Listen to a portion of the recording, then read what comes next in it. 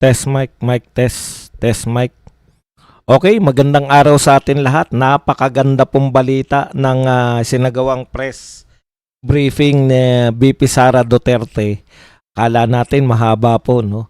Simple lang po ang sinabi ni VP Sara Duterte. Ako, si Sara Duterte, tatakbo bilang Pangulo ng Pilipinas. Syokran.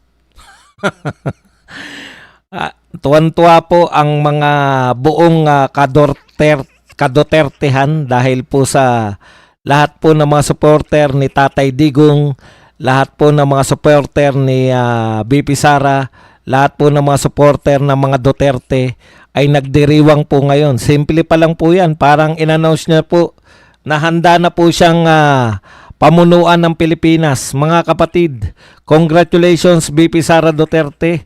Ano po ang implikasyon? Ano po ang kahulugan? Ano po ang maaari pong mangyari, no? Pagkatapos po na si VP Sara Duterte ay magpahayag ng kahandaan na tumakbo. Hindi na po kahandaan. Talagang nagdeklara na siya. Bakit po nagdeklara si VP Sara ngayon na din? Bakit po siya nagdeklara? At bakit po parang napakaaga ba ng 2026 para magsabi? Hindi kaya siya ay puputaktihin pa ng mga batikos? Matagal na pong binabatikos, Vice President, kasi simula pa lang po, unang taon pa lang po ni VP Sara sa panunungkulan. Binanata na po siya ng mga ambisyoso dito sa pamahalaan to. Plinano po nila yung break-up na unit team para mawala na po sa power agad-agad si VP Sara. Lahat po sila naniniwala na si VP Sara lamang ang balakid sa kanilang mga ginagawa. Lahat po ng nakita po natin ngayon, reflection po yan ng kung nariyan si VP Sara ay hindi po nila magagawa yung sandamakmak na nakawan, no? Okay. Alam po ninyo, game changer po tong announcement ni VP Sara sa dalawa pong dahilan. Iniisip ko kagad habang dineklara niya, ano kaya ang bakit nagdeklara ng maaga si VP Sara? Very unlikely po, no, sa isang Duterte na maagang nagdeklara. Una po, yung kinatatakutan po natin na kaya hindi nagdedeklara dahil maagang nasisiraan. Kaya hindi nagdedeklara dahil gagamitin nila lahat para wasakin yung kandidatura mo na ginawa po. May experience na po tayo riyan sa kasaysayan ng Pilipinas sa then Vice President Jojo Binay at saka po tong si Manny Villar, no? Nadalawahan na po yan na maagang nagdeklara, maagang pumustura na tatakbong presidente ay pinabagsak po sa pamamagitan ng mga black propaganda.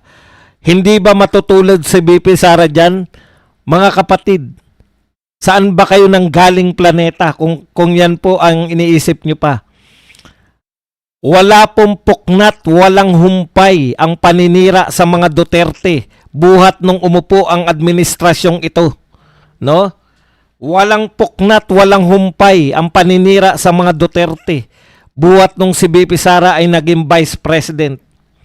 Hindi na po yan. Yung iniisip po ninyo na maaring matulad kay VP Jojo Binay at saka kay Manny Villar, Speaker Manny Villar, Senate President, naging Senate President ba si Villar?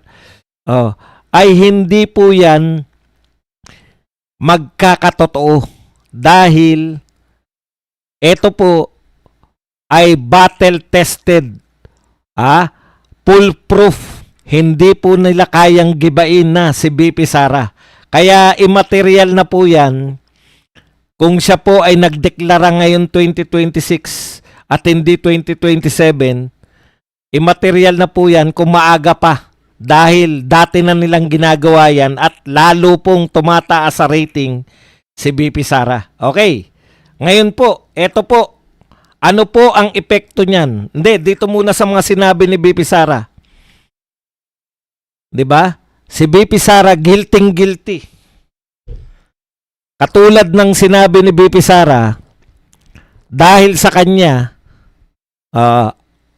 maniwala man kayo at hindi, dahil kay BP Sara, nahalal tong presidente natin ngayon.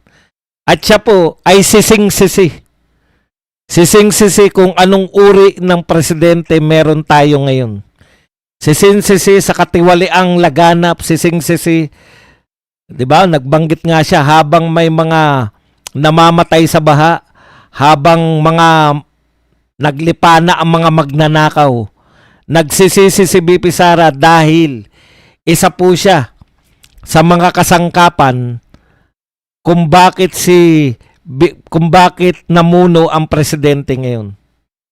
Ngayon po, nung una, 'di ba? Kinukwento ni BP Sara, talagang ramdam natin 'yan dahil meron pa tayong kampanya noon na Run Sara Run.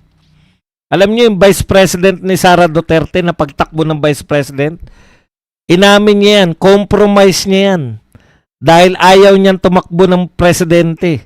Gusto niya kumpletuhin yung kanyang mayor, yung 3 term niya as mayor. Pero compromise niya dahil sa mga tao na nagtutulak sa kanya na tumakbo na presidente, compromise niya yan dahil sa wala tayong sawa eh. Makukulit tayo eh. Run Sara Run tayo eh. Compromise niya yan, kaya tumakbo siyang vice president. Na na-realize niya bandang huli, hindi pala bandang huli, sa bandang unahan pa lang, sa simula't-simula pa lang, na-realize ni BP Sara na itong ating Pangulo, list sa kanyang ini-expect, ay ganyan pala. Kawalang silbi. Kaya po, siya ay humihingi ng tawad. At ito po, ang tingin ko, itong pagtakbo na to, ito yung pagbawi niya. Babawi siya dahil naipahamak niya. Pakinggan po muna natin, no? Pakinggan po muna natin. Okay. Yung sinabi sa mga hindi po nakapakinig, boses na lang po to. Napakaganda ng ayos ni BP Sara. Presidential na presidential. Pakinggan po natin. Ako si Sara Duterte. Tatakbo bilang Pangulo ng Pilipinas. Shukran. Napakamakahulugan. Alam niyo po itong salita na to, lalabas po yan sa lahat ng video balang araw pag presidente na po si BP Sara, no? Yan po, yung makapangyarihang announcement na yan na ako, si Sara Duterte, tatakbo bilang Pangulo ng Pilipinas. Shukran. Yan po, no? Una, katulad ng sinasabi ko, ito po yung pagbawi niya. Gusto niya pong makabawi dahil po sa kamalian ng kanyang pagsuporta dito kay BBM. Gusto niyang humingi ng tawad at marami kasi nag-iisip, 'di ba? Kawawa naman tayo, baka si BP Sara hindi pa tumakbo. Sabi natin, imposible pong hindi tumakbo sa tindi po ng ginawa ng gobyernong ito sa pamilya niya. At patuloy pa po na ginagawa. Patuloy pa po sila nagsasampa ng reklamo. Patuloy pa po. Kaya eto po, maraming salamat BP Sara kasi alam mo yun, yung dumarating kami sa time minsan, ano ba itong pinaglalaban natin? Lahat na ng ginawa natin na pagsuporta tapos wala nangyayari. Tapos yung mga Duterte parang kalmadong-kalmado lang sila. Alam po ninyo, BP Sara, ito pong pahayag ninyo ngayon. Binuhay nyo po.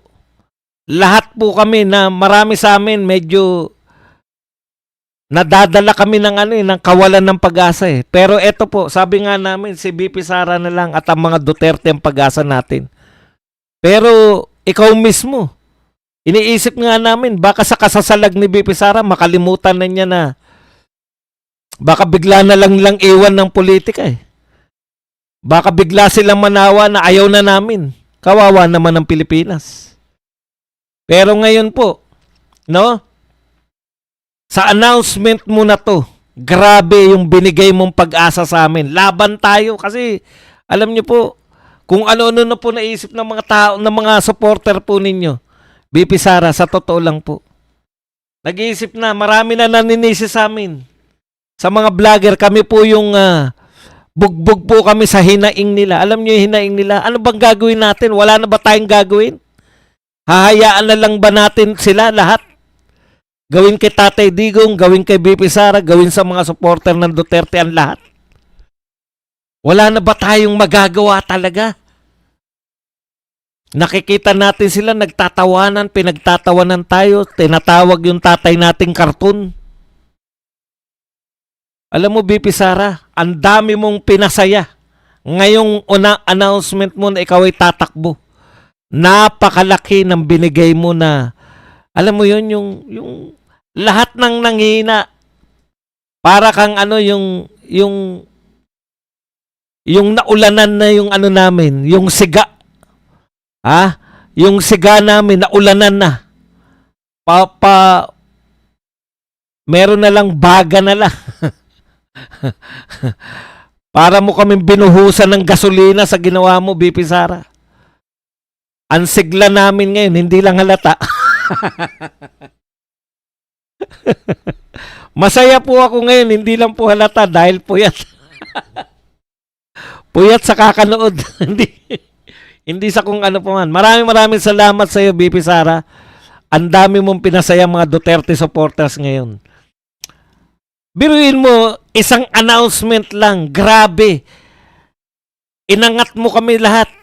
Kita nyo, kagabi ganito magsalita si Badong. Oh. Ang topic po natin ngayon ay hinang-hina na kami minsan. Yan yung sinasabi natin. Talagang kayo talaga ang nagtutulak sa amin para talagang lumaban pa. Nagkaroon po kami ng pag-asa ngayon. Okay, unang epekto po niyan. Ginawa ni BP Sara, in-announce niya sa lahat na nagpapatumpik-tumpik. Niligtas niya yung sarili niya mula po sa impeachment. Direkta ko na po, tahasan ko na pong sasabihin sa inyo na yung announcement ni BP Sara na yan, kasi gumagawa sila ng lahat ng paraan. Dinidelay nila yung impeachment. Hindi nila pinapasa. Diskarte. Plano sila ng plano. Paano matatanggal si BP Sara? Sabay-sabay. Kaso dito. Nagkaso si Trillanes. Nagkaso si Puking. Ikaw na pare kang. Hindi. Dapat masaya tayo. Nagkaso yung supeltererong pare.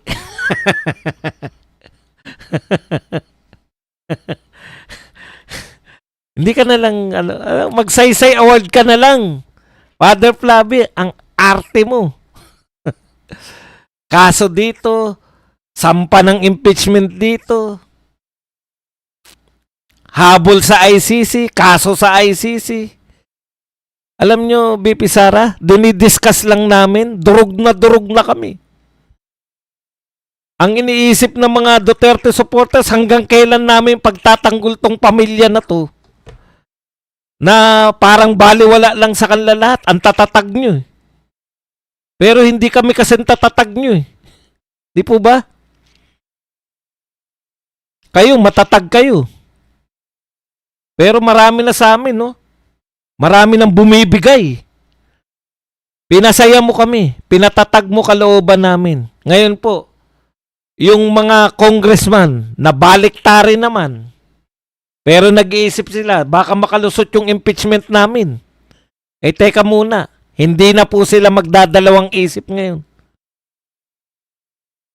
It's either ikaw ay pumirma at magdeklara ka na kalaban ka ni BP Sara or kalimutan na nila yung impeachment na yan. Yung announcement ni BP Sara, marami siyang nilutas na problema ngayon. Wala na pong magtatangka sa mga baliktaring politiko. Wala na magtatangka na durugin yung pagtangkaan pa na maa-isolate na tong mga nananawagan na impeach si BP Sara. Gagawa na sila, pwera na lang po yung mga talamak na magnanakaw. Siyempre, hihirit pa rin yan. Hindi naman siguro yung 300 na congressman ay talamak na magnanakaw.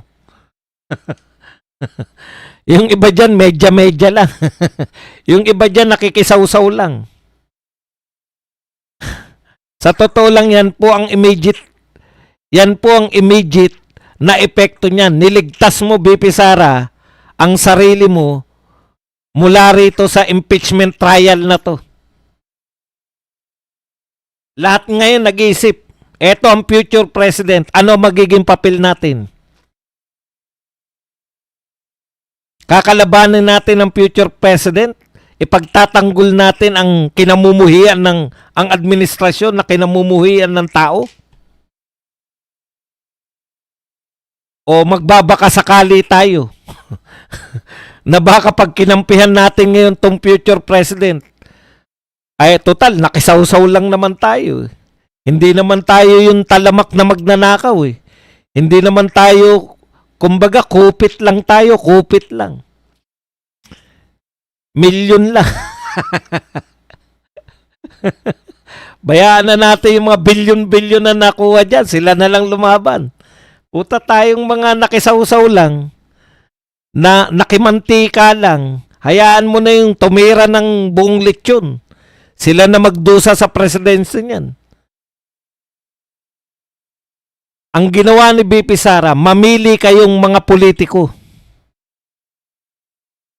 Itutuloy ninyo ang pagsuporta dito sa kinamumuhian ng sambayan ng Pilipino? O mananahimik kayo? Baka naman, balang araw ay tanggapin ko pa kayo pag bumaliktad kayo. Makikita nyo po yan. Sa mga susunod na araw, hindi sila direkta. Hindi sila direkta na babaliktad. Magpo-pronounce yan ng mga pumaparehas na sila. Magpo-pronounce yan ng mga dapat imbestigahan. Magpo-pronounce yan na dapat maging patas tayo sa... Magpo-pronounce po yan ng mga pagiging makabayan. Ipagtatanggol ang mga tao laban sa ICC. Maniwala kayo sa akin, yan po ang mga gagawin ng mga yan.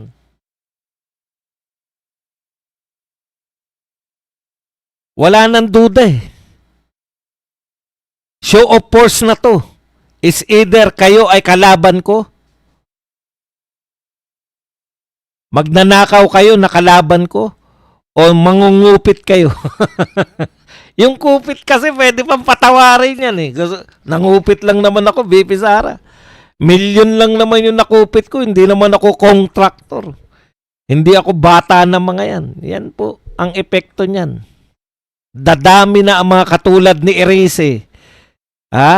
Biglang mapapabalik na. Marami ng boboto para mapabalik si Meow Meow.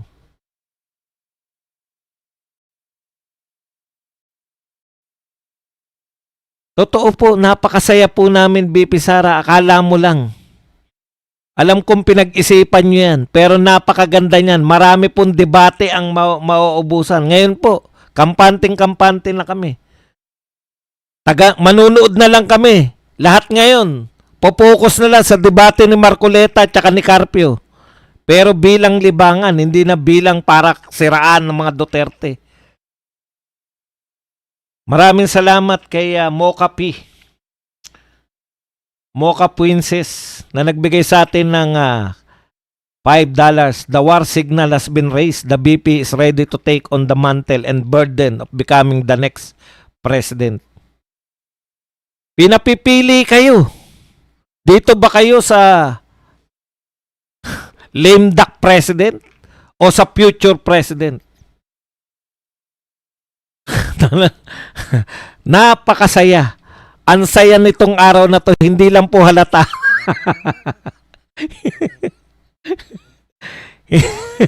Hindi lang po halata sa pagmumukha ni Badong na masaya dahil lolo. Puyat. Puyat na payat. Kaya sabi ko na eh, may mga matinding announcement. Sabi ko, putya, mukhang magre-resign na si BP Sara. Mukhang sasabihin ni BP Sara, ayoko na. Sasabihin niya, bahala na kayo dyan sa buhay niyo. Pinili niya, bahala. Antindi, no? Yung pananagutan. Ito po ang mga tunay na leader. No? tama si BP Sara eh. Marami siyang naipahamak dahil nagtandem siya kay BP Sara, kay BBM. Opo, pero hindi po dahil nagtandem kayo. Nanghihinayang kami kasi pwede na po kayo ang maging presidente. Pwede sanang tuloy-tuloy na yung pag-unlad ng Pilipinas.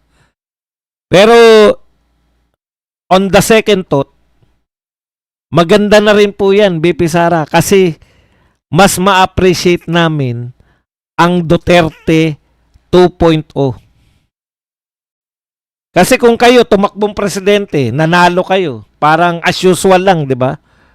Oh, talaga naman eh, magaling talaga lang yung tatay niyan eh. Sinundan niya lang yung tatay niya. Ngayon po, yung naranasan natin mula po tayo sa lusak nung panahon ni Pinoy, sagana sa krimen, sagana sa droga, sagana sa kapalpakan ng hindi marunong tumugon ng mga problema. Tapos nakilala natin si Duterte. Nagkaroon tayo ng pag-asa. Tapos bigla tayong binagsak uli sa panahon ni BBM. Alam niyo po, BP Sara, wala na pong boboto sa iba pang politiko pag naupo ka dyan at napaganda mong muli ang Pilipinas. Duterte na kami. Hihintayin na namin yung lahat ng Duterte boboto namin. Hanggang kay Kitty. Pagkatapos nun, yung mga apo na ni Digong.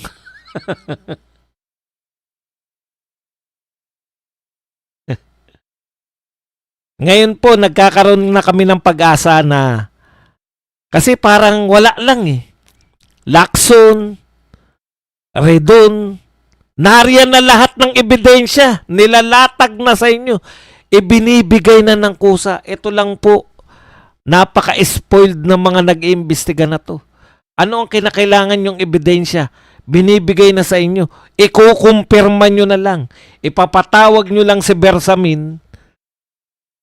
Ikaw ba to? Totoo ba to?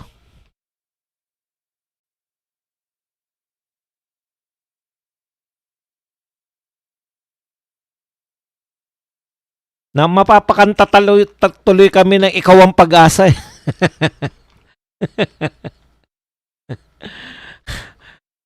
Ayan na po, handa na pong lumipad ang pag-asa natin, handa na pong lumipad ang agila. Handa na po tayo mandagit ng mga mandurugas. Dagitin yan para dalhin sa karagat-ragatang apoy.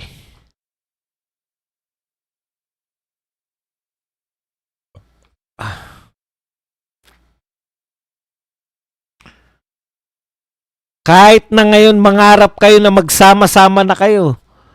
Magsama-sama na yung mga Tulfo, Robredo, Ontiveros.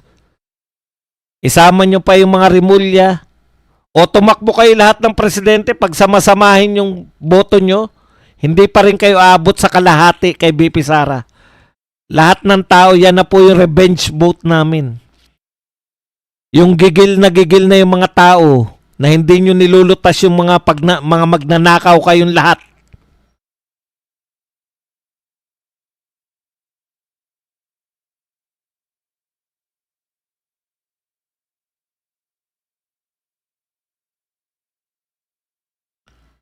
Ang ganda, no? Ako, si BP Sara. Pakinggan nga natin uli yun. Pucha, matindi yan eh. At ang ganda ng presidente natin. Sa tagal ng panahon, nagkaroon ulit tayo ng magandang presidente. Pati yung syukran niya, no? Ako si Sara Duterte. Tatakbo bilang Pangulo ng Pilipinas. Yun, no? Tatakbong Pangulo bilang Pangulo ng Pilipinas. Syukran. Maraming salamat kay Joey Hernandez na nagbigay po sa atin ng $999. Kaya wala na po yan. Tabo na naman po si Ontiveros. Kawawa ka naman. Epal ka ng epal. Naghihintay na lang po tayo ngayon. Bumuo ng line-up. Buuin natin yung dosing line-up. Lahat po ng dosing senador para maging majority tayo. Para yung maging Senate President, yung katulad na ni Marcoleta. Tigilan na yung mga komedyante ang Senate President. Buuin na po kagad yung Senate slate natin, Madam President. Buuin na natin yung mga volunteer. Sara Duterte. Para tuloy-tuloy na yan. Thank you very much kay Marian. Pangalan ni Marian. Marian Terdi. Maraming salamat, Marian Terdi, sa 99 pesos na pangkape.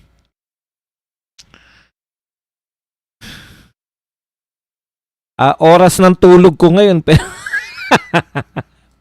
Naligayahan na naman tayo. Okay, ituloy na po natin. Total, may mga topic pa tayong iba no? Okay, ito po. Kinakantsawan na naman nitong mga to, no? Nakakatawa si Sandro Marcos.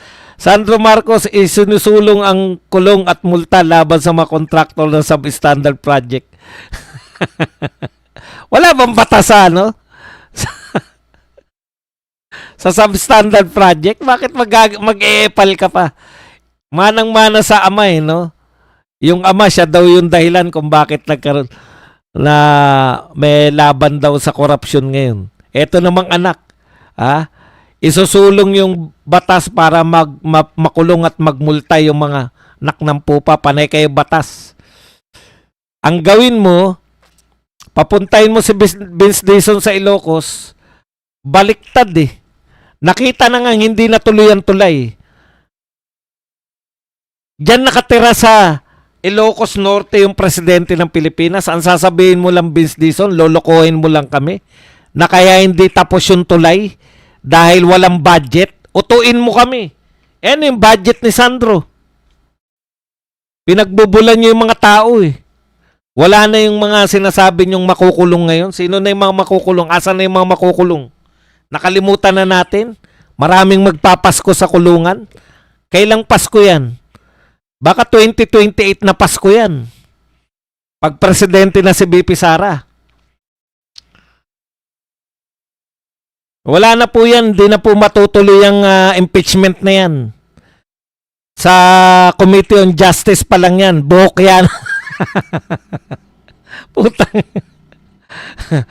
Para kayong nagpatiwakal ngayon na kayo ay i-impeach nyo si BP Sara ngayon. Okay. Nananawagan po yung mga dilawan at kakamping ng magkaisa sila para talunin si BP Sara. O eto, nagtatalo na po si Bam Aquino tsaka to si Trillanes. Dahil po sa sinabi ni Bam Aquino na dapat daw dito raw sa Pilipinas litisin yung EJK. Nasaktan si Trillanes. Bakit? Siya yung nagsampa na reklamo sa ICC. Hindi ka raw marunong purumeno. Bam Aquino. Wala kang preno-preno. Pucha, si Trillanes ang nagsampa na reklamo sa ICC tapos sasabihin mo ngayon na dito. Nako po, punong-puno na po si BP Sara na ang laman ng lahat ng social media. Ang ganda ng ating Vice President, grabe. Ang ganda ng ating magiging Pangulo.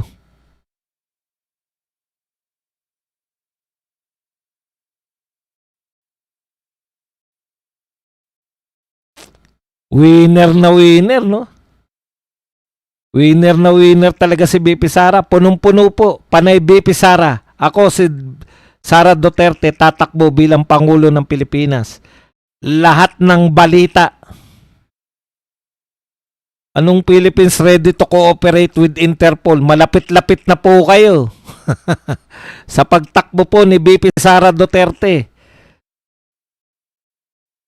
Game changer po yan dahil marami na po ang unti-unti nang babaliktad.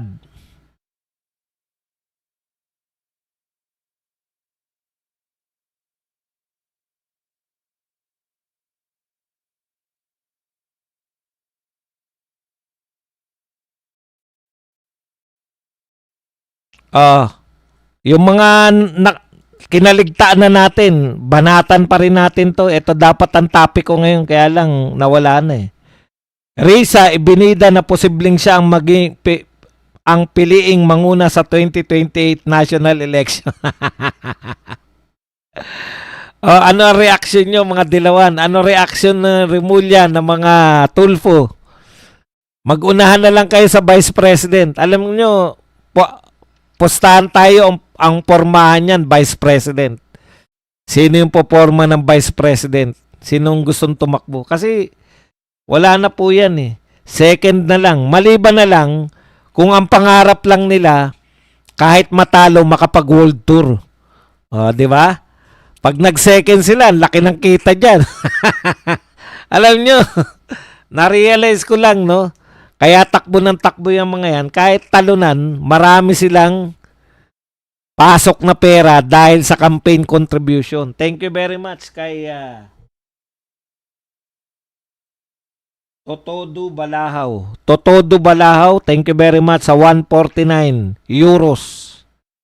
Ayan.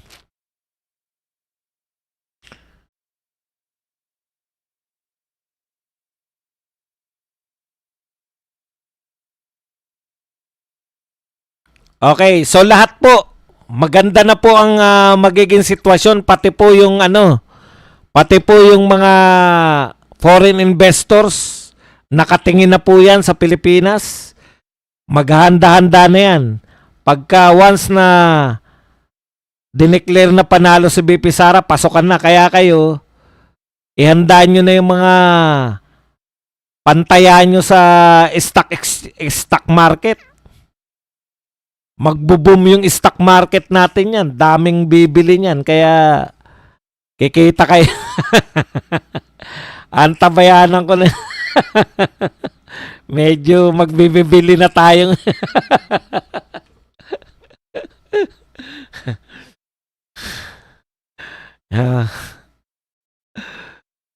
Ito po ang inaasahan sana ni Trillanes. Ayan, sabi ni Trillanes, umaasang magiging hadlang ang kanyang isinampang kaso sa 2028 presidential bid ni BP Inday Sara. Ayan po ang sinabi ni Trillanes sa laman ng balitang ito.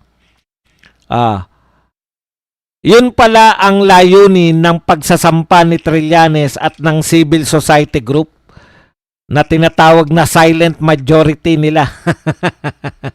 Sila daw majority, silent lang. Utot nyo.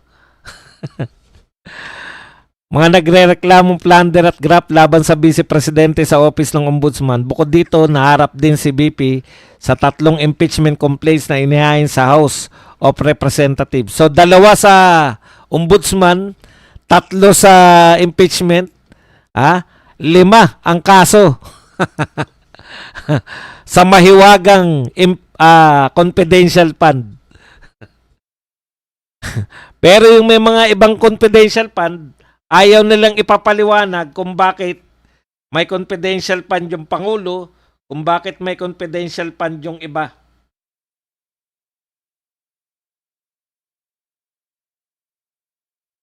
Kaya durug-durug na po. Ito na po mga reaksyon. Naglalabasan na po mga reaksyon ng mga tao.